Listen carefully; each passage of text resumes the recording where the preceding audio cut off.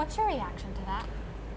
I know Mike personally, and I think he cares a lot about these issues, so I wouldn't, again, jump to conclusions on that. I know that he cares about these things. I think the fact of the matter is we could all do better.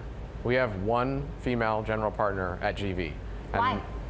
It's not good enough because we failed. Because we haven't succeeded at finding people, finding women for that role. Probably because it was easier to find men. That's not a really great answer. So here's my question is, he's saying we don't want to lower our standards. He's saying that we want the same standards for everyone. But is there a double standard in venture capital? Sukhinder Singh Cassidy broke down the Midas list and found that a much higher percentage of women, in fact 80% have STEM degrees, 61% of men, which indicates that men can be hired on their potential and women have to prove themselves first. Is there a double standard? I think so.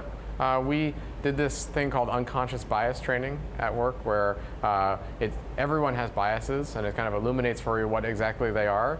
And I think that women, I think it's a fact, are treated differently in the workplace. Expectations are different of someone. We did a study at Google where names on resumes that had female names were treated differently and evaluated differently by folks versus if they had male names.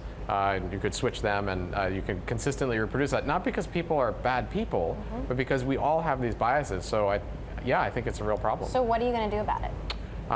We have a commitment to look harder. We're not in the process of hiring general partners right now, but one of the things that I think one could do and that we should do is commit to saying the next general partner we hire should be a woman.